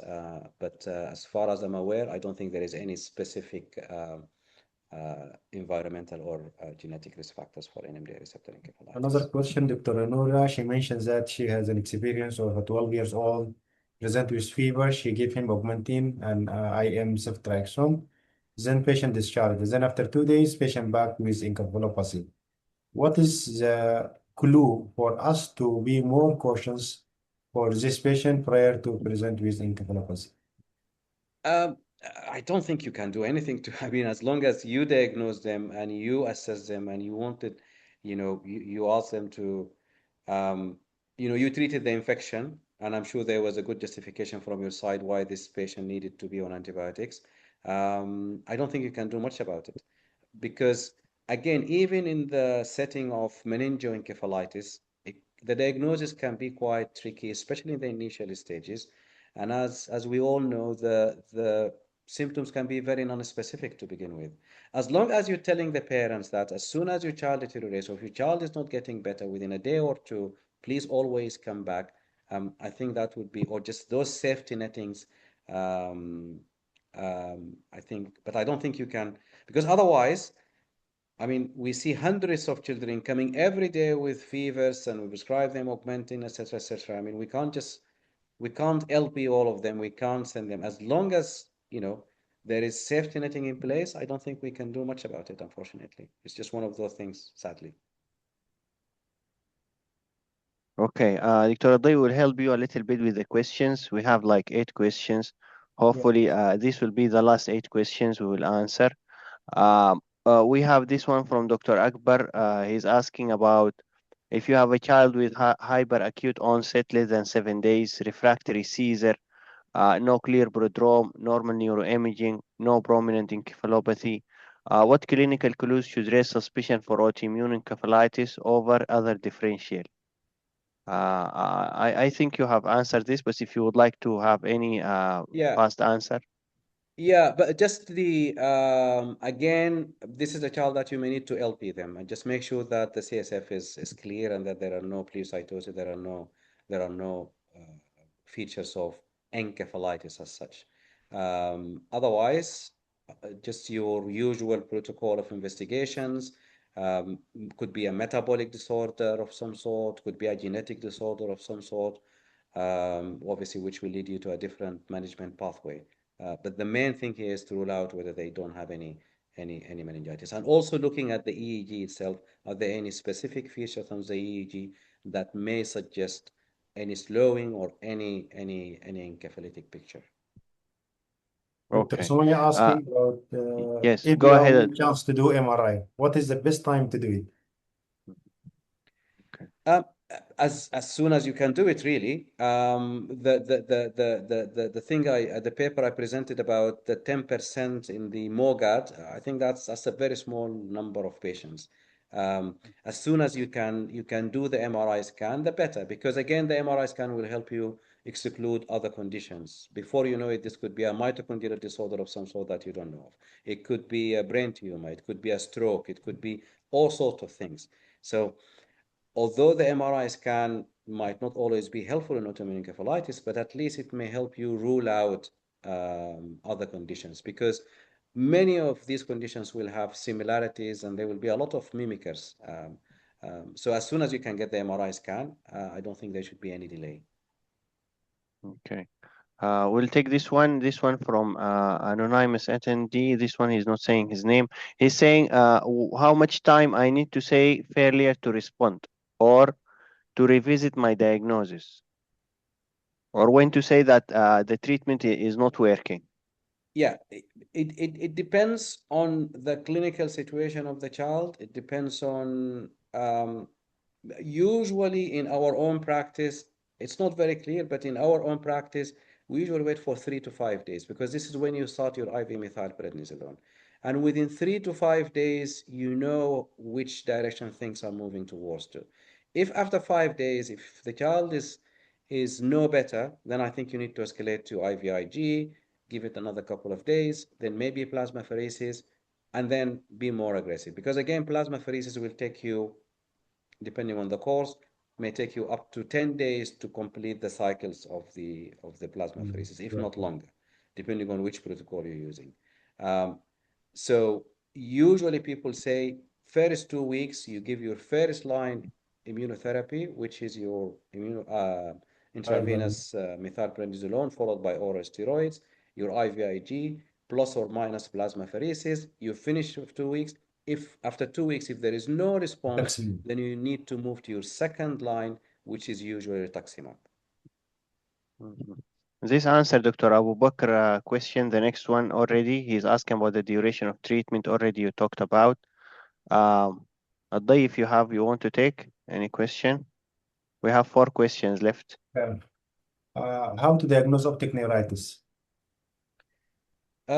Again, clinically, with your clinical examination, obviously there will be reduced visual acuity, either depending whether it's bilateral or unilateral. You have loss of color vision.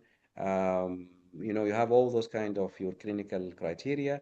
You also need obviously to ask your ophthalmologist to have a look.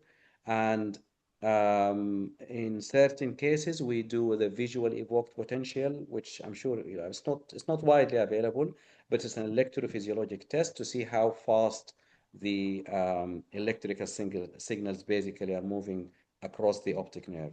It will be absent if there is optic neuritis, but obviously you need to get an ophthalmologist because they will also look at optic disc swelling and they can have also do some fancy scans to rule out other conditions.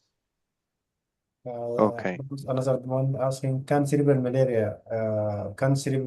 edema due to cerebral malaria respond well to corticosteroid or mannitol?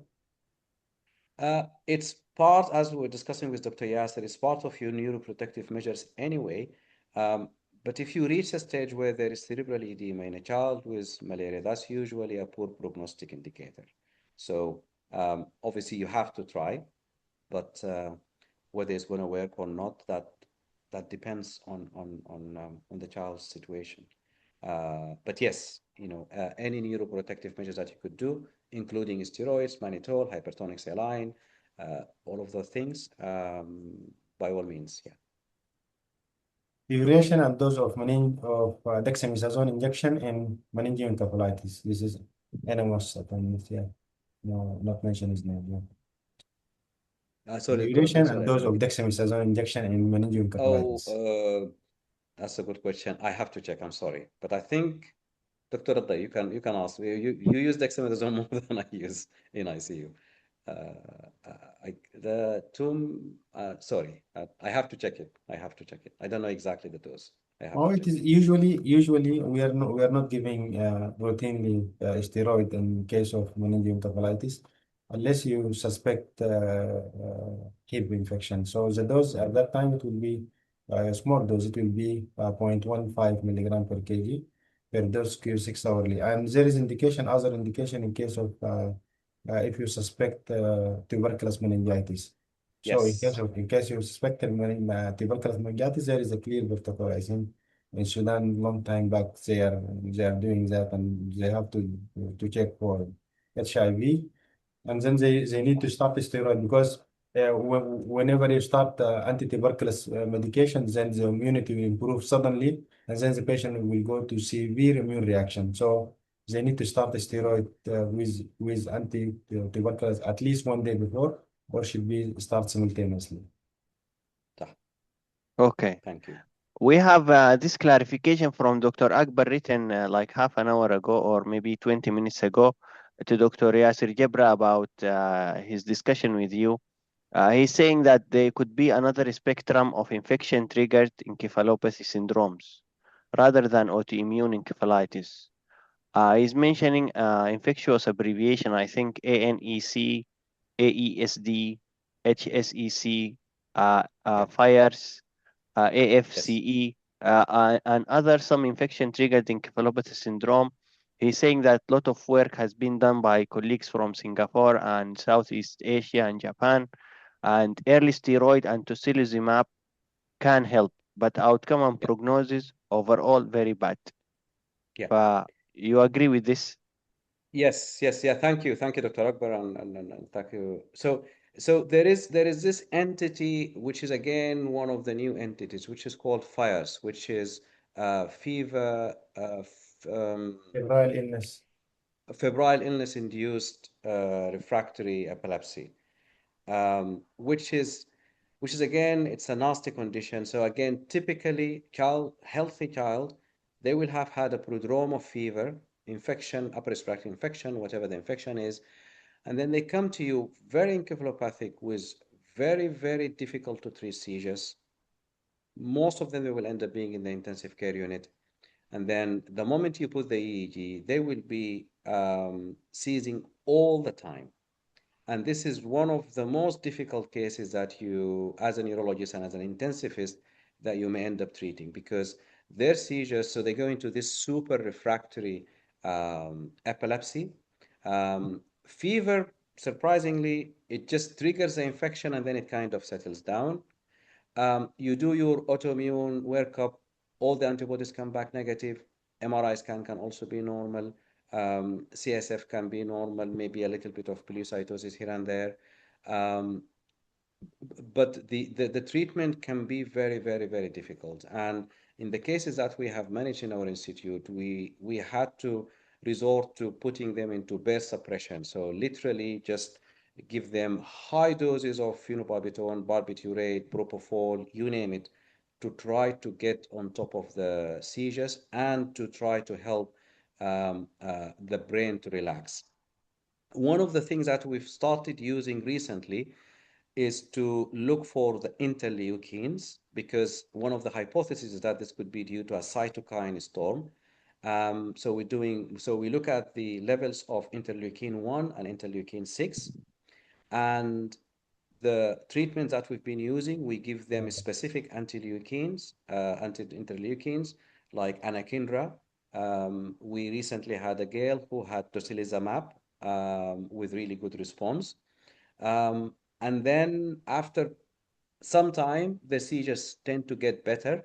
Um, but again, it can be associated with death. We have sadly lost, I think he was a 15-year-old, previously healthy, had these fires, and then no matter what we did, there was nothing that we could help, and he finally passed away in PICU itself.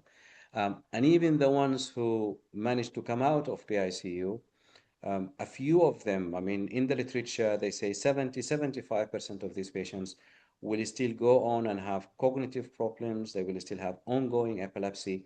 I currently see two girls actually who had fires, and their seizures are very difficult to treat. I mean, they walk, they talk, they go to school and everything, but they're having lots and lots of seizures. So that's again one of the new neuroinflammatory conditions. So far, we haven't isolated any antibodies. We don't know what antibodies are driving these conditions. We don't know exactly the pathophysiological mechanisms for this, but it's a very well-defined entity, and yeah, so it's one of those. You mentioned ANEC. Actually, I didn't mention anything about it in my presentation. I was debating myself, should I or should I not? But ANEC it stands for acute necrotizing encephalomyelitis.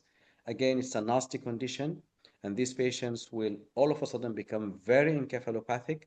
Again, could be triggered by a viral infection.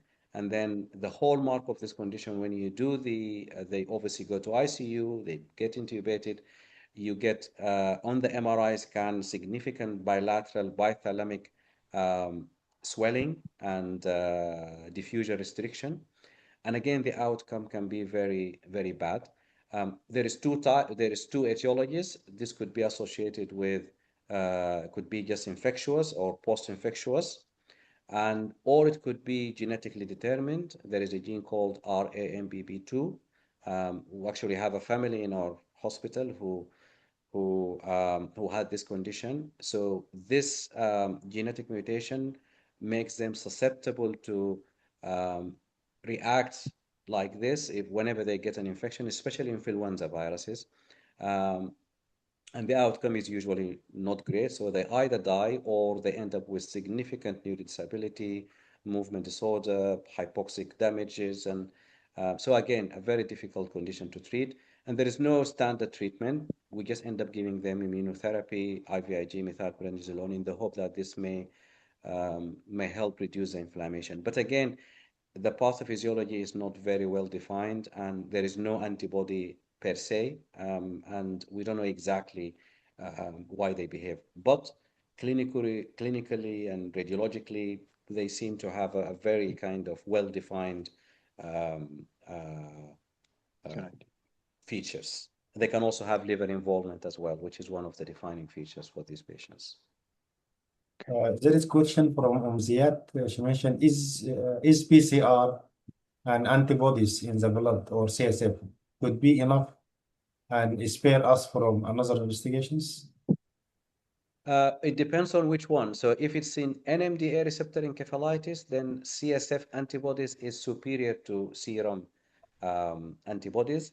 If you're talking about MOG, anti-MOG, then the serum is probably sufficient. You don't need to do the CSF, and actually the serum is superior to the to the to the CSF, if this answers your questions. PCR for viruses in the blood, I wouldn't recommend it because I don't know the validity of this test. You want to check, because if you have PCR positive on the CSF, it means that the virus is within the CSF space, within the CNS, because you're dealing with encephalitis. If you find it in the blood, you don't know whether this is, it could just be an infection that did not cross the blood-brain barrier, which can be confusing. So always best is to get it from the CSF for the PCR for the viruses.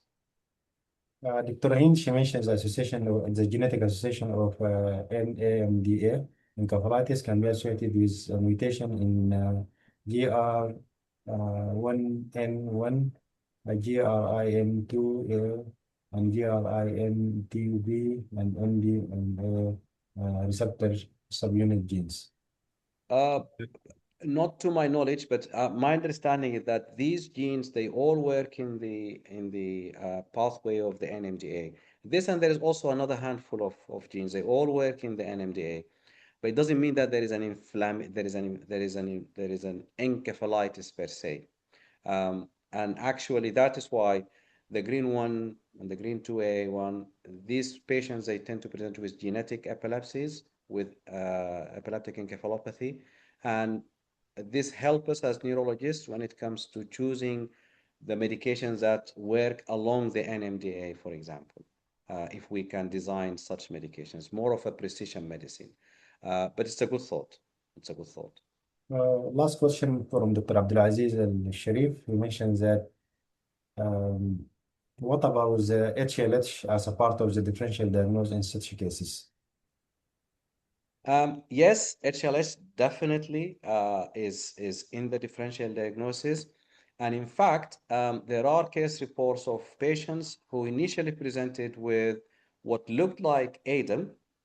You do the MRI scan. In fact, we had a Sudanese girl coming to our hospital a few months back, and I was involved in her care just briefly.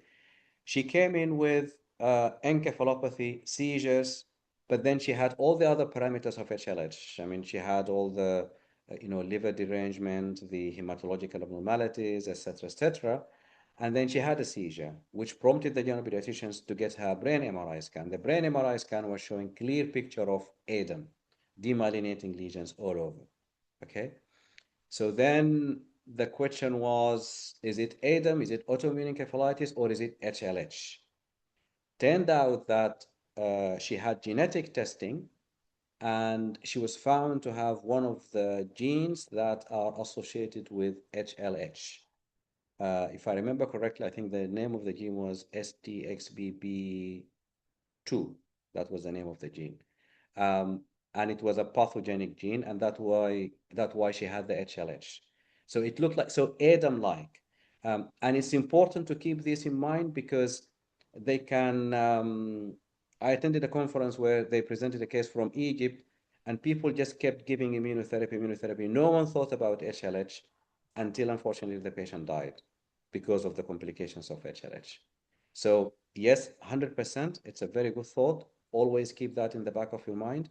And that's why you need to go review your blood parameters, your LFTs, your HLH, your bone marrow, ask your hematologist, and all the rest of it. So yeah, 100% HLH could be part of your differential diagnosis within the right context.